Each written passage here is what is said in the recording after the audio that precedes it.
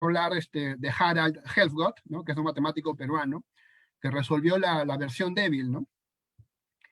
La conjetura de Goldbach es un teorema, es falsa.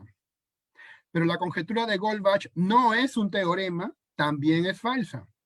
También es falsa porque podría haber que hay una demostración más adelante, ¿sí? Entonces, aquí se rompe con el tercio excluso. Otro ejemplo también es José conoce la India. Evidentemente, como él nunca estuvo ahí,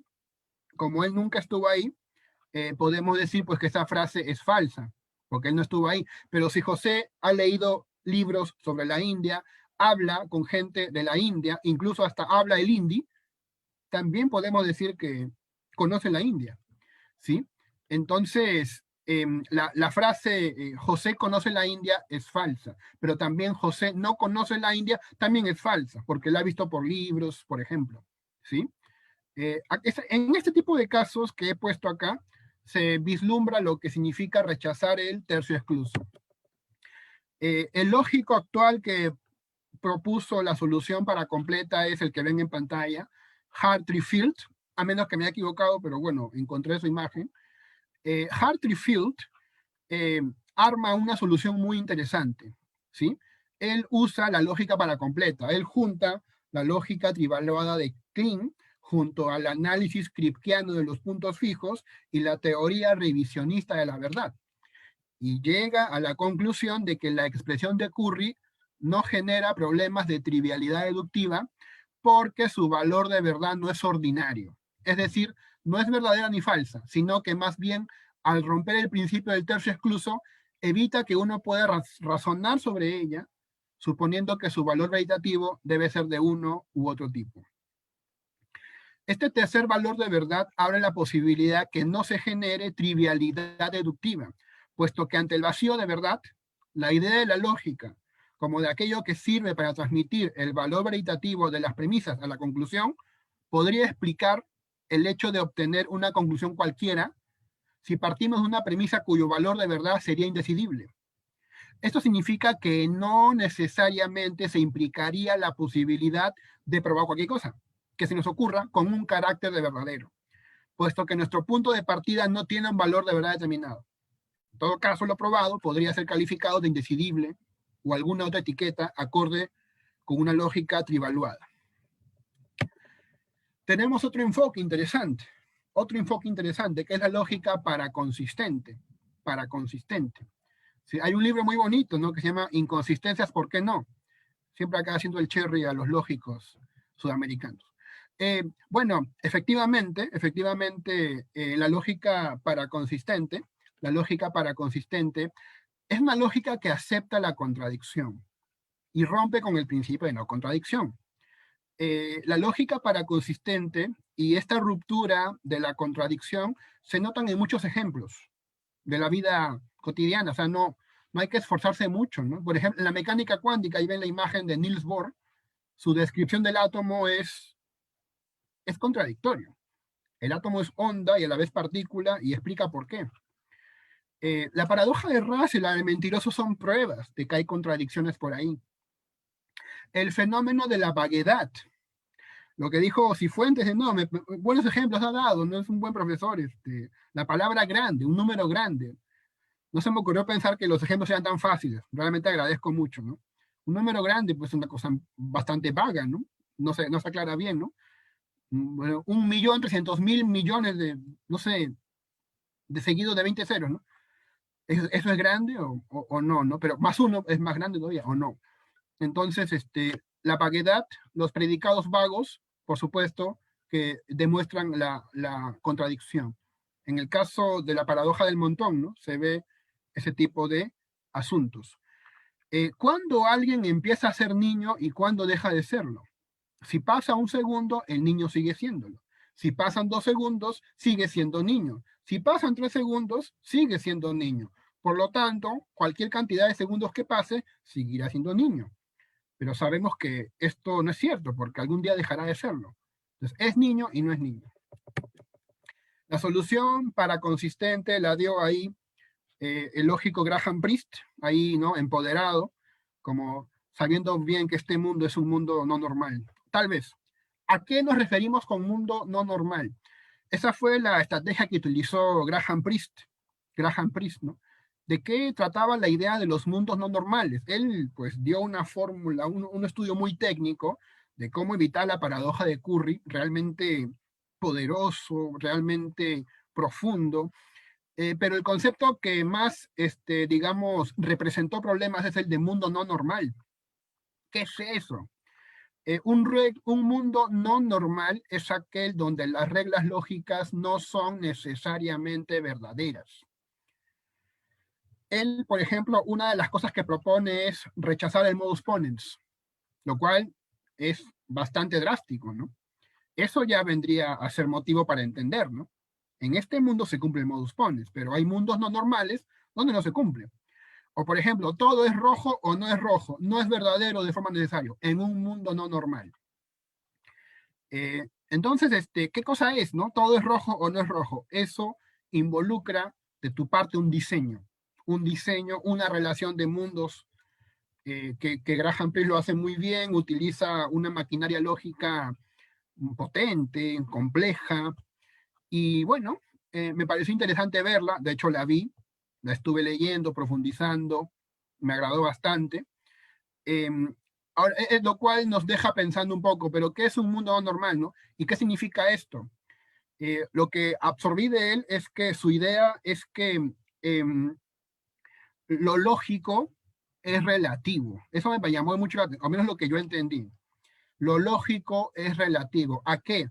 ¿A qué principios tú estás aceptando previamente? Si tú aceptas estos principios, lo lógico, dependiendo de este orden conceptual, será esto. Pero si tú cambias estos principios, lo lógico, dependiendo de otro orden conceptual, será otra cosa. Eso a mí me quebró bastante. Me pareció también grandioso eso que dijo. Entender lo lógico como algo relativo. Sí, sí, da pie a muchas cosas, ¿no? Yo recomiendo leer el texto de Graham Peace, ¿no? Que es un mundo normal, ¿no? Pero, según Bill y Shapiro, acá hay un problema, ellos dicen que no es posible evitar la paradoja de Curry. Hay al menos algunas lógicas para completas que no lo logran, lo cual me llamó la atención. La solución anterior que hemos dado de Field puede ser convincente, ¿no? Pero este argumento me hizo desconfiar. No todas las lógicas de repente, esa lógica sí lo consigue, pero no todas lo consiguen. Ah, ok, yo dije, caramba, interesante, o sea, no todas permiten esto. Y lo mismo con la paraconsistente, según Bill y Shapiro. No todas pueden evitar estas teorías GLUTI, ¿no? Así como en las paracompletas hay teorías GAPI, donde hay vacíos de verdad, en las paraconsistentes hay teorías GLUTI, donde hay llenura de verdad, ¿no? O sea, una proposición puede ser verdadera y falsa, ¿no? Y según la enciclopedia Stanford de filosofía, bueno, sucede de que definitivamente no todas lo pueden hacer. Y esto no quita que PRIS lo haya conseguido, no lo quita, pero no todas lo pueden hacer. O sea, como que para indicarte, ¿no? O sea, no, mira, hay casos que no ocurren, ¿no? Lo cual a mí me ayudó a entender el asunto. Me ayudó para seguir buscando. Dije, caramba, ¿qué hacemos ahora? Estamos en media tesis y el asesor está ahí presionando, hay que hacer algo, ¿no?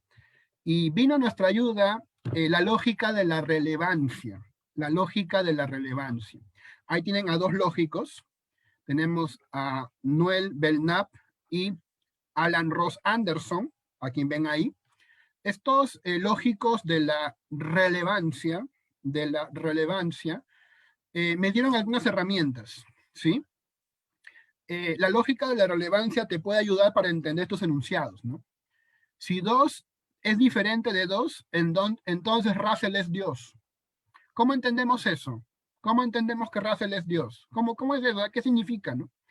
Bueno, es un condicional bastante juguetón, ¿no? Bastante juguetón. Eh, eh, pero, sí, a ver, ¿cómo se entiende eso, no? Para decirlo de forma resumida. Si alguien me dice, oye, por si acaso 2 es diferente de 2, ¿no? O sea, como que me está jugando conmigo, mira, si 2 es diferente de 2, Bertrand Russell es Dios. ¿Qué le ha dicho? Le ha respondido con sarcasmo. ¿Qué cosa le ha dicho? que no es cierto que 2 sea diferente de 2. Esto se puede formalizar, ¿no? Una condicional de la forma, si A entonces B, donde A es falso y B es falso, permite deducir negación de A. Pero eso no es correcto en lógica clásica, porque así como puede ser negación de A, puede ser negación de B. Puede ser cualquier verdad, ¿sí? Entonces, definitivamente, como te causa problema este análisis, podemos recurrir a una lógica relevante. En la lógica relevante me topé con las paradojas de la implicación. Ahí tienen las 4 famosas paradojas de la implicación, material y estricta. Todas son interesantes, ahí están en latín, su traducción, todas son muy interesantes. Aquí se puede ver el sentido, ¿no? El sentido de alguna de ellas, ¿no? Por ejemplo, esto de acá es interesante, ¿no? Falso, entonces falso da verdadero. Alguien pregunta, ¿y por qué? ¿Por qué? Falso, entonces falso, ¿por qué va a dar verdadero? No, alguien podría preguntar eso. Alguien podría preguntar eso, ¿no? Entonces, ese cuestionamiento que está expresado en las paradojas de la implicación, material en este caso, permite o justifica que pasemos a una lógica relevante. Ahora bien, ¿qué sucede? De que en la paradoja... Rafael, Dime. Rafael, disculpa, no sé si logras leer los mensajes que te envío. Puse que llevas 40 minutos, solo para que lo tengas en cuenta. Ah, ya. Bien, entonces me faltan 20, ¿verdad? Sí. Ya, genial. Aquí también estoy viendo eso. Gracias. Efectivamente, en la paradoja de Curry, cumple las 2 condiciones relevantes. Los lógicos relevantes te piden 2 condiciones. ¿Qué cosa? En un argumento. Que entre premisa y conclusión se compartan variables y que desde la premisa se usen todas las premisas para llegar a la conclusión mediante reglas formales, reglas lógicas. Y esto ocurre en la paradoja de Curry. Y yo me decepcioné bastante, ¿no? Sobre todo por esto, o sea, la expresión de Curry es esto, miren lo que está acá señalando mi puntero. C es igual a, si C es verdad, entonces B. Por lo tanto, se comprueba B. Pero te das cuenta, esta es la conclusión B. Y aquí está la fórmula, la expresión de Curry. En la expresión de Curry ya está B, comparten variables. Claro, una discusión vendría a ser si aquí es una variable entre otra variable y la otra es una variable sola, ¿no? Bueno, sí, es una discusión interesante. Pero yo veo ahí 2 variables que se repiten, ¿no? Entonces, si lo ves así, esta B que se deduce no es tan nueva. No es tan nueva, ¿sí? Bueno, esa es una de las cosas que yo me di cuenta, ¿no? Pero es interesante también notar, pues, que definitivamente, según otros textos que uno revisa, siguiendo pues a Bill, Brady, Hassen, Priest, Restal, ellos también nos dan con la mala noticia de que la paradoja de Curry puede producirse en algunas lógicas relevantes. Chispas, también ahí. ¿Qué pasa? Curry es inmortal, no sé, es como el coronavirus, ¿no? No se acaba con nada, no tiene vacuna, Curry. ¿Qué hacemos?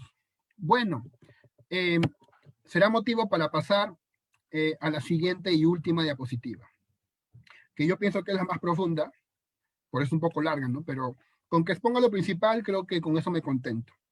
Bien, ahí está, Curry, ¿no? Curry joven, mirándote como diciendo, a ver, resuelve mi paradoja, ¿no?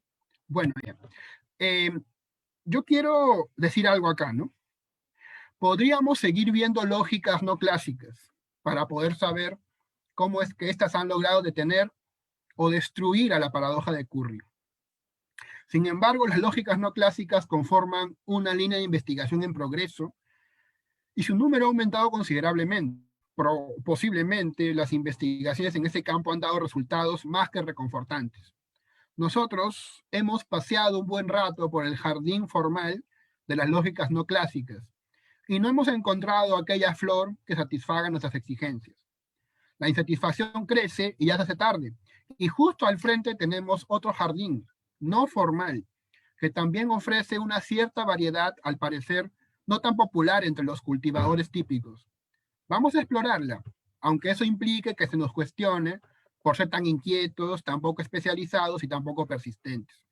Nunca hemos dejado claro que solo nos conformaríamos con lógica formal. Para investigar es preciso a veces romper los límites dentro de los cuales se suelen mover los que buscan la verdad, porque la verdad carece de límites, en el sentido de que se encuentra en ocasiones en el lugar menos esperado. Habiendo aprendido mucho de ella y dándoles gracias por su sabiduría, ahora nos toca encontrar nuestro camino. Específicamente, creemos que podemos enfocar a la lógica en general, no solo como un cálculo que modele ciertas maneras inferenciales de nuestros humanos procesos racionales.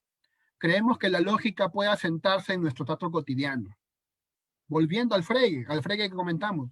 Por ello, frente al sinsabor dejado por nuestro infructuoso paseo, hemos optado por acudir a la pragmática, y en este punto se tiene que hacer una reflexión. La lógica se ha visto dividida en dos bandos. Ambas posturas creen que no deben tener injerencia en el campo del otro. Ambas se presentan como especializaciones. Ambas sostienen que estudian objetos de naturaleza muy distinta. Se tratan de las lógicas formal y no formal. Por un lado, la lógica formal se ha especializado en cuestiones abstractas y usa el lenguaje técnico, que a veces es poco accesible a los que no tienen práctica. Por otro lado, la lógica no formal se basa en el lenguaje natural y busca establecer los protocolos sobre los procesos argumentativos en contextos cotidianos. Ambas lógicas son virtuosas y son algo así como distintas caras de una misma moneda. Pero la tradición las ha separado a tal punto que hoy en día una y otra se encuentran enfrentadas, y ninguna suele ceder su lugar a la otra sobre pretexto de que se tratan de áreas excluyentes. Esta distinción se remonta a la división entre ciencias y humanidades. Por un lado tenemos a la ciencia, cargada de conocimientos y con vistas a una utilidad a largo o corto plazo, y por otro lado tenemos a las humanidades, cargadas de valores y con vistas a dotar de herramientas críticas a sus cultores. Del mismo modo, la lógica formal, que es percibida como lógica matemática, se presenta como una aliada de la ciencia y en tanto sistema axiomático busca consolidar su estatus de conocimiento. Asimismo, la lógica no formal, que se haya ligado a los análisis del discurso, se presenta como el soporte fundamental de las humanidades y en tanto disciplina filosófica requiere problematizar todos los intereses en juego en lo que respecta al intercambio comunicativo. Ahí vemos una foto de un gran lógico, es Wittgenstein. Diríamos que Wittgenstein es un lógico formal o es un lógico no formal. O no es justo encajarlo ahí. Lo mismo con Frege, lo mismo con Aristóteles. ¿Por qué entonces esta porfiada, digamos, empecinación en aislar la lógica de sus conexiones con otras cosas? Los hombres auténticos suelen romper paradigmas y pensar fuera de la caja en la que se les quiere arrinconar. Por ello es que resulta complejo etiquetarlos. Por eso el presente texto es un trabajo humanístico de investigación dentro del área de la filosofía y no solo dentro de la lógica. Nosotros pues consideramos que la lógica no es solo un sistema axiomático, es parte de la filosofía, es una disciplina filosófica que analiza, cuestiona, investiga la naturaleza, estructura y contenido de los argumentos. Ahora bien, yo quiero que se entienda esto. La lógica es una. La lógica es una. ¿Qué hemos querido decir con esto? Esto es algo que también debemos aclarar, ¿no? No me estoy metiendo con el problema del monismo o el pluralismo lógico, ¿sí? No estoy diciendo que haya una lógica que sea la correcta. Lo que estoy diciendo es un argumento persuasivo para volver a conectar los estudios de lógica formal con los de lógica no formal. Es ahí donde yo digo, la lógica es una, no la dividamos. Seamos más bien comprensivos y tolerantes con aquellos que quieren juntar ambas. Abramos y deshagámonos de esos abismos.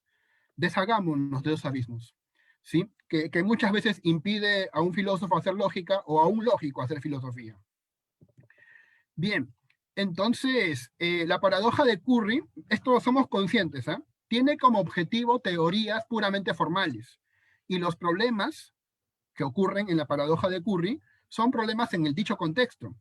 La paradoja de Curry es una paradoja a partir de los recursos de lenguajes formales, como el hecho de probar algo que está mencionado en el consecuente del condicional autorreferente. Somos conscientes de esto. El replanteo, sin embargo, de esta paradoja en el terreno de lo no formal, tiene la ventaja de revelar aspectos desconocidos en el funcionamiento de esta paradoja en un contexto conversacional. En el lenguaje natural es posible comprender el impacto desestabilizador de las paradojas del mentiroso y de Russell. Sus versiones informales circulan libremente y convencen. ¿Ocurrirá algo análogo a la paradoja de Curry? Esto queremos saber. Pero tampoco es nuevo, tampoco descubrimos la pólvora. Esto ya lo han hecho los griegos, esto ya lo han hecho los medievales. Revisar Bochensky, revisar Serrater Mora. Los medievales como Occam ya estuvieron vigilando a las paradojas. Ellos los llamaron los insolubles. Por ejemplo, ante la paradoja del mentiroso, si se afirma, ¿qué es esto? En esto es falso, se dirá que la misma oración. ¿Cuál? Bueno, esto es falso. Ya, pero ¿qué es esto? En esto es falso. Otra vez, esto es falso. Tendríamos algo así como es falso, es falso, es falso, es falso, lo cual comprensiblemente lo cual es incomprensible para una mente finita. Podemos desestimar esta paradoja por provenir de una oración que no termina de ser comprendida porque no tiene fin. El análisis pragmático es útil y debería, pues, ser motivadora de una nueva manera, o tal vez una vieja manera solamente actualizada de hacer lógica. Ahora bien, si se piensa que desde la pragmática todo asunto problemático pierde dicha condición, deberíamos probar la afirmación anterior realizando precisamente estudios pragmáticos que avalen esa tesis. Mientras no se pruebe ello, esa idea solo seguirá siendo mero prejuicio. No es mala idea, por lo tanto, invitar a la gente a una nueva línea de investigación o, si es que ya existe, hacerle publicidad. Entonces, en el tiempo que me queda, voy a presentar la solución que dimos a partir de Paul Grice. Paul Grice es el que, bueno, diseña la lógica de la conversación. Él hace un estudio interesante que nosotros aprovechamos partiendo desde la pragmática. La pragmática se vincula con nuestro trato natural, nuestro uso del lenguaje natural, se vincula mucho con la afirmación de Chomsky, Noam Chomsky, cuando sostiene pues de que tenemos una capacidad humana para generar una cantidad infinita de enunciados a partir de un número finito de elementos. De hecho, así conversamos, ¿no? Cuando estamos conversando con un amigo, con una enamorada, tenemos que conectar ideas, ¿no? Coherente con lo que dice, como acá. Ahí no sé si les lee, dice, arma tu definición de filosofía, ¿no? Y aquí, conectando palabras una con otras, puedes lograr una frase así, de esas posmodernas que tanto le gusta a los muchachos y las muchachas, ¿no? Por ejemplo, ¿no? La filosofía es pasión en contra del pánico de la existencia, ¿no? Y listo, ¿no? Ya tienes tesis, ¿no? Tienes que refutar eso y mostrar que es una pseudoproposición. O no, de eso depende de ti. El ser humano pues tiene la capacidad de generar una cantidad enorme de enunciados a partir de un número finito de elementos. Eso ya lo sabemos desde Noam Chomsky. En la conversación también conectamos ideas. Paul Grice, nos dice justamente que la gente cuando conversa siempre quiere colaborar en lo que dice, dar ideas para apoyar la conversación. Pero esta conversación está regida por máximas, que son las máximas conversacionales que tienen ahí en pantalla. Yo me voy a centrar solamente por tiempo en la primera, la máxima de cantidad. Haga que su contribución sea tan informativa como sea necesario y no haga que su contribución resulte más informativa de lo necesario. Hay más máximas, pero con eso me bastan, ¿no? Ejemplo, ¿no? En un diálogo, A le pregunta a B, ¿dónde vive C? Y B responde, en algún lugar de la República del Perú. ¿No? Ese parece chiste de Chavo el 8, ¿no? Pero ya, pues la gente que habla así está rompiendo una máxima de cantidad, ¿no? Como que, pero ¿dónde? Pues, Perú es grande, ¿no? ¿Dónde queda? ¿Dónde vive? ¿En San Luis? ¿Dónde vive? En la avenida Arequipa, ¿dónde vive? ¿No? Segundo, máxima. No haga que su contribución resulte más informativa de lo necesario. Juan le pregunta a Carla, ¿no? ¿A qué hora llega el encargado de la biblioteca? Ella responde, la biblioteca que fue fundada el 8 de agosto del 2008 atiende de lunes a sábado de 6 a 10. Si no está abierta, puedes ir a la del centro. Y si la del centro no está atendiendo, tendrías que buscar el libro porque busca por internet. O sea, uno se mareó con tantos datos, ¿no? Diste más datos. Aquí tengo más ejemplos, ¿no? De las máximas. Yo las voy a pasar, pero vean que en realidad son muchos ejemplos pragmáticos. La pragmática tiene que ver mucho con la práctica del lenguaje. Entonces, los ejemplos acá sí son muy importantes. Bien. De hecho, son necesarios. Y quiero aplicar esto a la paradoja de Curry. Hay algo que se llama implicación conversacional. Por ejemplo, si Teo le pregunta a Ana, ¿te llevo a algún lugar? Ella le responde, he traído mi propio auto. No le está respondiendo su pregunta. ¿Se dan cuenta? Está diciendo algo que desde un punto de vista lógico es irrelevante. Pero haciendo eso le ha dicho que no. Eso se llama implicación conversacional. Implicación conversacional. No sé si ustedes han ido a Estados Unidos, pero parece que en Estados Unidos se usa mucho esto, ¿no? Se suele responder a una pregunta con otra pregunta, cuya respuesta coincide con la respuesta a la primera pregunta planteada. Si me preguntan si iré a la fiesta, ¿no? En vez de decir que sí, puedo decir, ¿acaso en Perú comemos pollo? O sea, la respuesta es sí, por lo tanto, sí voy a la fiesta, ¿no? Ellos han desarrollado esa forma de hablar, no sé por qué.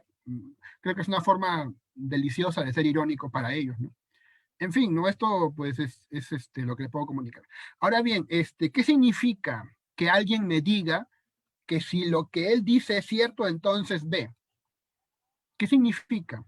Y bueno, esto lo conecté con lo que dice Ramsey, ¿no? Lo que yo pienso es esto, ya para ir acabando, ¿no? Si tengo la razón, entonces el libro está sobre la mesa. En un contexto conversacional, lo que me está diciendo esta persona es que el libro está sobre la mesa. No está planteando paradojas, nada de eso. Está hablando de una manera rara, es cierto, pero está diciendo únicamente que el libro está sobre la mesa. ¿De acuerdo? Ahora bien, esto se puede parecer mucho a lo que hizo Ramsey con la teoría de la verdad. Él dice que, por ejemplo, 2 más 2 es 4, es igual que decir, es verdad que 2 y 2 son 4. La palabra es verdad, en ese sentido es redundante, solamente da énfasis. Y bueno, nosotros creemos que sí, es cierto esa lectura. En la paradoja de Curry es una forma de darle énfasis al consecuente. Es una forma de darle énfasis al consecuente. No es el único caso en el cual una condicional se convierte en su consecuente. No es tan raro. Por ejemplo, como decía Bertrand Russell, la forma gramatical no coincide, no debe coincidir, no necesariamente coincide con la forma lógica de un enunciado. Vamos a ver un ejemplo, ¿no? Pienso, luego existo. Eso, ahí dice luego, ¿no? Debería ser la flechita, pero no es la flechita, en realidad es una I. Y bueno, y según otras interpretaciones, ¿no? Es una I, es P y Q.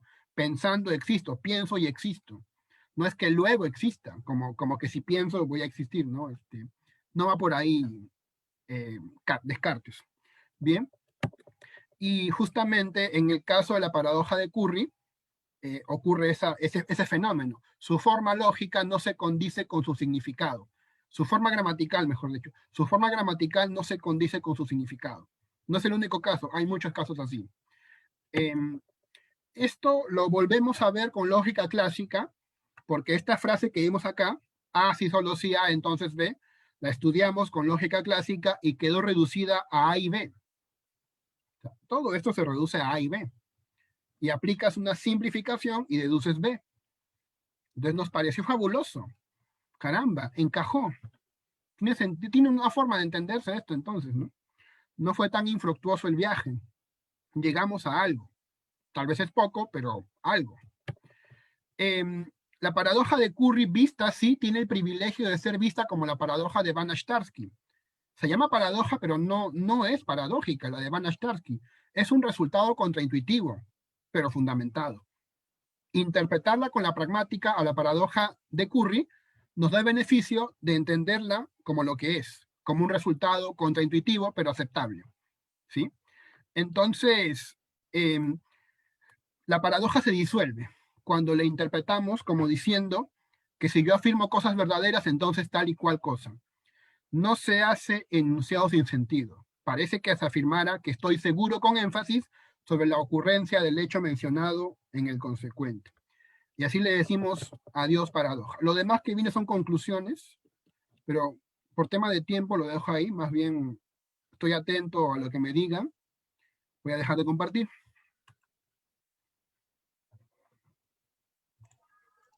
Gracias, Rafael. Gracias. Bien, entonces podemos dar lugar para intervenciones, preguntas, comentarios.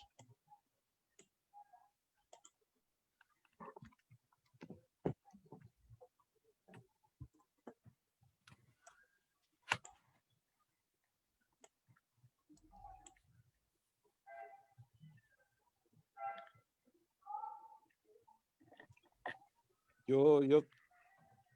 Sí. Sí, Andrés. Bueno, muchas gracias por la presentación. Muy interesante en muchos sentidos. La verdad es que hay varias cosas que podría comentar, pero me voy a concentrar en una media obvia, que es la conclusión, y después voy a hacer una pregunta. La media obvia es que la palabra paradoja lo que quiere decir es contrario a la opinión. La palabra paradoja no quiere decir contradicción, quiere decir contrario a la opinión. Así que la conclusión de que no es una paradoja, sino que es contrario a la intuición, pues eso es lo mismo que se dice cuando se dice que algo es paradójico. Ahora, que una forma de llegar a algo contrario a las intuiciones es a través de las contradicciones, sí. Y ahí viene la idea de antinomia y distintas versiones, pero decir que algo es paradójico es que es contrario, paradoxa, contrario a la intuición. Entonces, esta idea de que es contrario a la intuición, pues sí, es contrario a la intuición y así son muchas paradojas. Ahora, la pregunta es si uno puede salir de eso. Esa es como sobre la propuesta al final. Yo no, digamos, por ahora quiero preguntar ¿a qué te refieres con lo de lógica no formal? Porque no sé si estás apuntando a la lógica informal, a la de Watson, a lo que se desarrolló a partir de Havlin y las paradojas. ¿A qué quieres decir con lógica no formal? Porque sobre eso hay muchas cosas y si pudieras aclarar qué quieres decir con lógica no formal concretamente, y no me imagino que será lo de Gris, porque lo de Gris no es una lógica. Ok. En principio,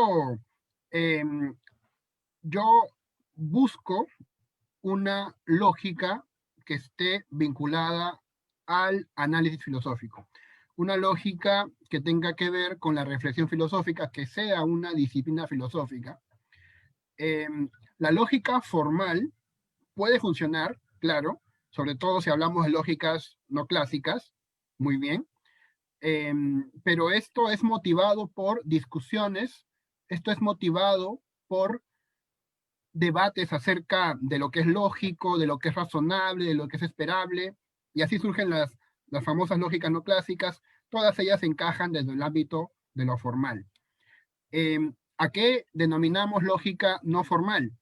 Bueno, queremos rescatar a la lógica como una disciplina filosófica y por lo tanto nosotros hablamos de una lógica no formal que sea útil, que se preste para la argumentación, que sea útil, que se preste para el intercambio.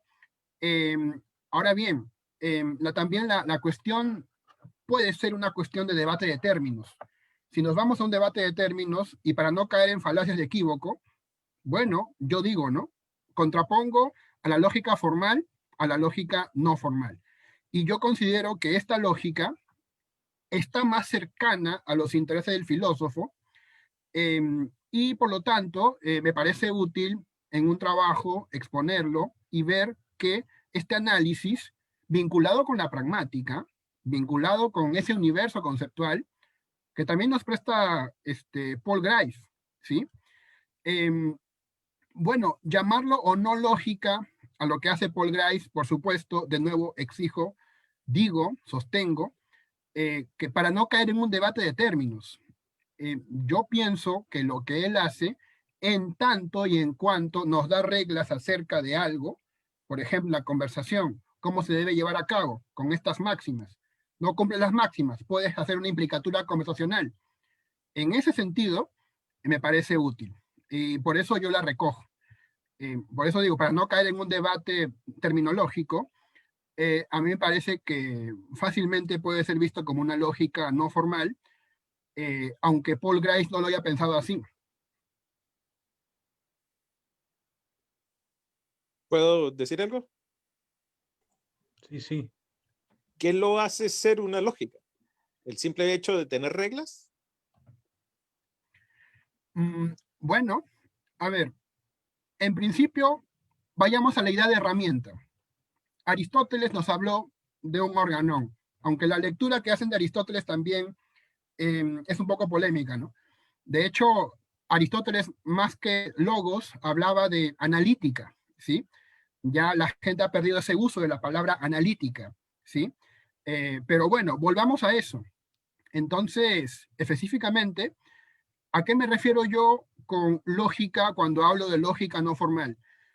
No solamente a un uso de reglas, sino también a una manera de entender el debate, la argumentación, el intercambio de ideas, que nos pueda brindar herramientas nutritivas, que nos pueda enriquecer el debate y no encerrar en una caja de tecnicismos académicamente interesantes, relevantes para el mundo universitario, no lo dudo, pero que no tiene el sabor, pues, que al parecer el mundo humano de la comunicación sí nos da. Es en ese sentido que yo, pues, no solamente hablaría de reglas, hablaría de una herramienta que debería ayudarnos a poder mediar la conversación, el debate, a entender lo que el otro dice. Y claro, por supuesto, es una definición, lo acepto, bastante vaga, ¿sí? Pero justamente en este caso, yo pienso que en este caso la vaguedad es una fortaleza, ¿no? Porque el quererla precisar es arrebatarle la lógica a las personas, al mundo, ¿no? Es decir, eso que tú haces no es lógico, ¿no? Lo que yo hago sí lo es. Y me parece que ese debate pierde peso. Podemos citar a Derrida, ¿no? Las dicotomías generan inferioridad o superioridad. Ya, pues, ¿para qué caer en eso, no?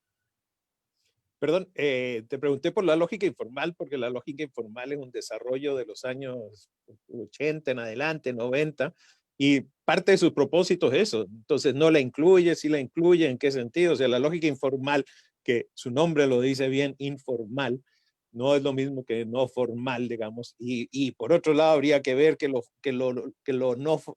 formal lo hace ser no filosófico. Si Kant dividió entre lo formal y lo material, y Aristóteles, o sea, algo que lo no formal no deja de ser filosófico y lo formal no hace ser filosófico. Pero bueno, te pregunto en concreto, ¿estás excluyendo la lógica informal? ¿Has visto la lógica informal? ¿No te parece relevante? Porque sus propósitos son muy parecidos a lo que tú señalas.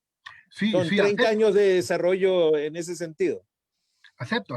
Ese pensamiento crítico también le llaman, ¿no? Surgió como un debate, lo acepto, ¿no? En algunas escuelas, si no me equivoco, estadounidenses, en el cual había la queja de que la lógica que enseñaban, P flecha Q, ¿no? No ayudaba mucho, ¿no? A entender debates sobre narcotráfico, guerra, nuclear, violencia, paz, sexo, feminismo. Sí, claro, ¿no? Ahora bien, yo quisiera rescatar eso, ¿no? De lógica no formal y lógica informal, ya, eso sí me ayuda bastante a buscarlo con más precisión, hasta donde yo veo, hasta donde yo puedo notar, no le veo mayor diferencia. Ahora, si hay una diferencia técnica precisa, me agradaría conocerla, ¿no? Por ahora yo no hago tanta diferencia, pero sí sería bueno conocer la diferencia entre lógica no formal y lógica informal. No, Pero por eso yo te pregunto a qué apuntas al decir no formal, porque está la lógica informal, que es un desarrollo que lleva muchas cosas. Por eso te pregunto, ¿quién dijo lógica no formal? Ahora, hay una larga discusión sobre lógicas materiales, y ahí viene la larga discusión sobre la lógica dialéctica y la discusión de la posición hegeliana versus a las lógicas formales. O sea, digamos, plantear qué quiere decir que una lógica no sea formal es un tema muy interesante, y en qué sentido la lógica es formal, pero eso hay todo un debate. Pero la lógica informal, digamos, no sé, está Walton, perdón, en Canadá que ha desarrollado eso y tiene una serie de principios muy importantes y se parece bastante a lo que tú parecería querer apuntar en tu planteamiento. Simplemente dejo esa información para que la puedas buscar, porque, o sea, hablar de lógica no formal, hay mucha gente que ha usado eso. Fue Kant el que metió este término, la analítica trascendental y lo que puede ser la lógica y en qué, o sea, porque la pregunta es qué quiere decir con no formal, es súper relevante. Ahora, yo a favor de la lógica formal quiero decir, yo soy de los que cree que la lógica mantiene su relación permanente con el lenguaje natural. O sea, a dedicarse a la lógica no quiere decir que se haya perdido eso bajo la estructura de canon de argumento válido. Puede ser en matemáticas, puede ser en ciencia, pero está relacionado con el lenguaje natural. Pero bueno, valga la aclaración y muchas gracias. Muy interesante la presentación sobre la paradoja del correo. Gracias. En realidad es la segunda vez que me llevan a Walton. No sé, todos los caminos llevan a Walton, al parecer. Es la segunda vez que me lo mencionan. Tendré que hacer caso. Gracias, muy amable. Okay. Incluso se puede ir más atrás, solo que ahorita no recuerdo el nombre del primer autor. Lo voy a compartir luego. Havlin, el del Hamlin, libro de exacto, Hamlin. el libro de las paradojas, que yo creo que está traducido a español, yo creo haberlo visto en algún lado. No estoy seguro, pero que es de los 80. Es un libro muy interesante porque cuestiona, digamos, en particular el tema de las... ¿Estás seguro que es Hamlin? Bueno, hay un libro de Hamlin que se llama Paradoxes, que es como el origen de la lógica informal. Pero habla de las fallacies, ¿no es? Más bien. Eso. Falacias. Eso. Perfecto.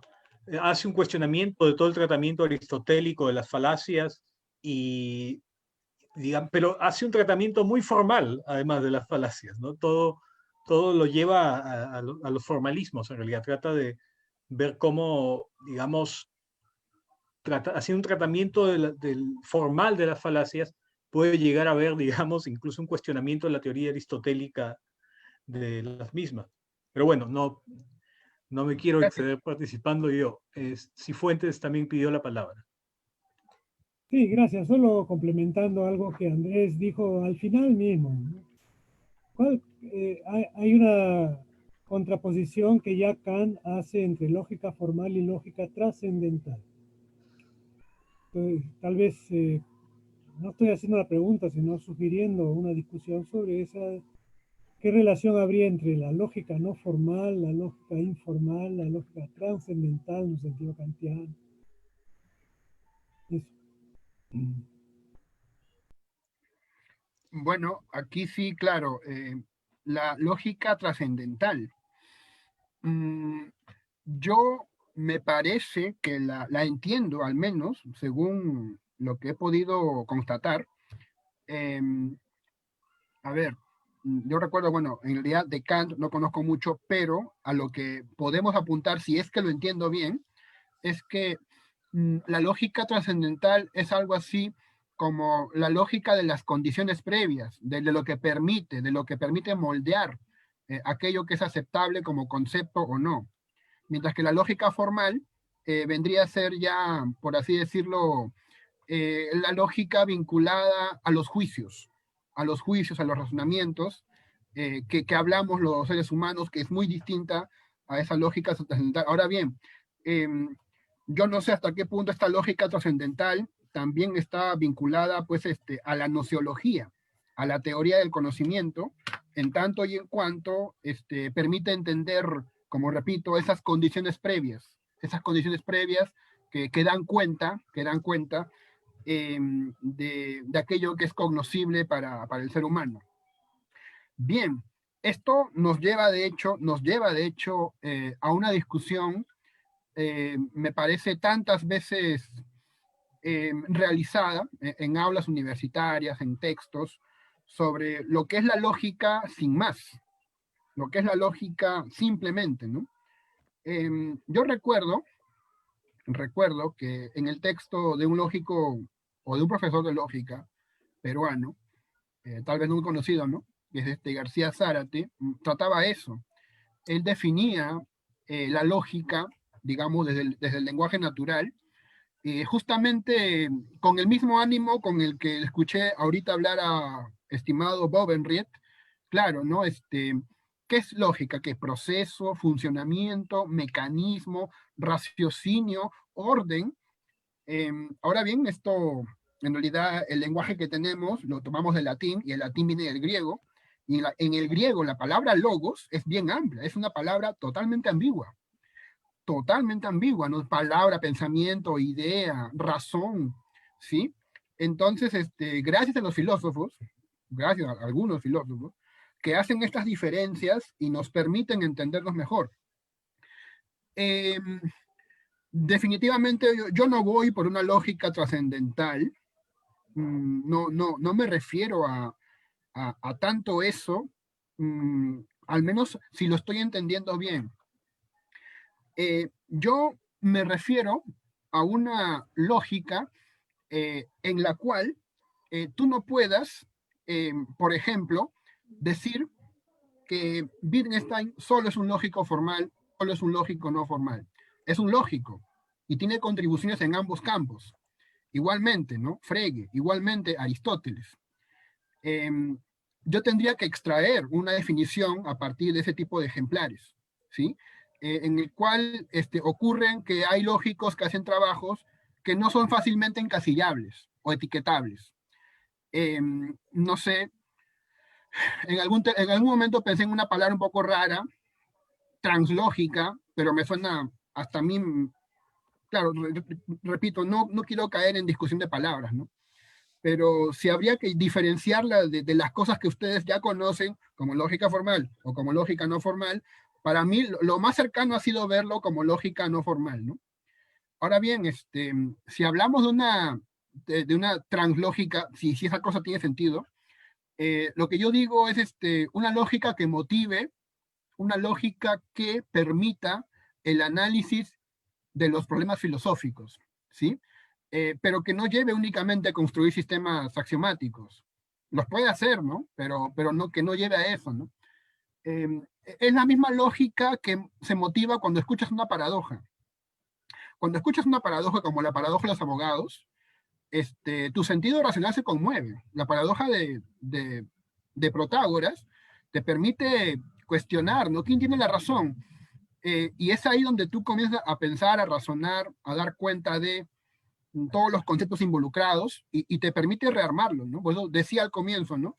Una paradoja expuesta en clase te motiva a eso. Los alumnos comienzan a darle orden conceptual a sus ideas y discuten, conversan. Entonces, sí, yo entiendo lo que está diciéndome el profesor Cifuentes. Creo que el mensaje es, de repente, ¿no? Ser un poco más específico con lo que se quiere proponer por lógica no formal. Y bueno, repito que en este caso la poca claridad me ha beneficiado para poder entenderme más con pensadores como Paul Grice, para poder pasar de un ámbito no formal a un ámbito formal y viceversa. Me ha beneficiado mucho eso, ¿no? Aprender de la lógica para consistente, de la lógica para completa, escucharlos atentamente, darme con la pared y entender que también la paradoja de Curry ahí no se resuelve, pasar una lógica relevante y comprender que tampoco la va a poder resolver. Entonces me queda volver al lenguaje, volver al estudio. Y en ese tránsito, bueno, hicimos el trabajo que ustedes escucharon. Ahora bien, yo quisiera llamarlo humildemente lógica no formal, pero si no se ajusta, tal vez habrá que buscar un nuevo término, o podría ser, tal vez la palabra lógica aplicada, tal vez podría ser una lógica aplicada, si queremos usar palabras familiares, ¿no? Para no caer en títulos rimbombantes, ¿no? Como translógica, ¿no? Que suena bonito, pero creo que no viene al caso. Una aclaración, por si acaso, en el Handbook of Philosophical Logic, el del año 86, si no me equivoco, el cuarto volumen es de aplicaciones de la lógica a la filosofía. Esa es la primera edición, ahora estamos en la segunda edición, que no sé cuántos volúmenes son, pero ese probablemente lo puedes encontrar en Perú, pero es el Handbook of Philosophical Logic, que eso está editado por Gabay, y el cuarto volumen se llama Aplicaciones de la filosofía, de la lógica a la filosofía. y ahí puede haber muchas cosas que te puedan interesar, de las originales. De ahí para adelante yo no sé, porque la segunda edición no sé cuántos volúmenes tiene eso, y ya no funciona, pero eso puedes encontrar un volumen que está ahí como condensado y seguro debe estar en internet, así que puede servir Gracias. como punto de partida para muchas cosas que habrán pasado después seguro. Pero en este propósito, que yo creo que es muy bueno, el propósito de pensar que la filosofía, digamos, una lógica que resulte significativa y relevante para la filosofía. No sé si te has cruzado con la propuesta de von Wrigh, que en un tiempo él desarrolló lo de una philosophical logic, lo llamaba él, que terminó no teniendo mucho éxito, pero él durante mucho tiempo defendió esta idea de que había algo así como simbólico, mathematical logic, y había una philosophical logic. Y él lo defendió durante mucho tiempo con el propósito de decir, no, esto es una lógica, por decirlo así, con motivaciones filosóficas, que nos interesa para los problemas filosóficos. Publicó libros y mucha gente se enganchó, y tenía que ver con el lenguaje, tenía que ver, obviamente fue hecha en la época bueno, ya no tanto el furor, pero sí ya muy desarrollada la filosofía del lenguaje, pero él lo llamó así, philosophical logic, y que tenía que ver con motivaciones filosóficas. Él lo defendió bastante, por si acaso te sirve también. Está esa idea de defender una lógica, digamos, con esta dicotomía entre lógica matemática o simbólica versus lógica filosófica. Él defendió eso bueno, y puede servir como un antecedente. Un par de datos que puedan servir como para seguir investigando, porque el tema realmente es muy, muy interesante y muy relevante, y el propósito es muy bueno, porque efectivamente la lógica a veces queda como muy desvinculada de cosas en filosofía. Gracias. Sí, Un tu comentario intervención, justo. Cifuentes, y después pasamos a dar la palabra a Walter Redmond. Sí, un comentario rápido. Ahora que Andrés mencionó, yo estaba acordándome, Miro Quesada usa mucho el término lógica filosófica.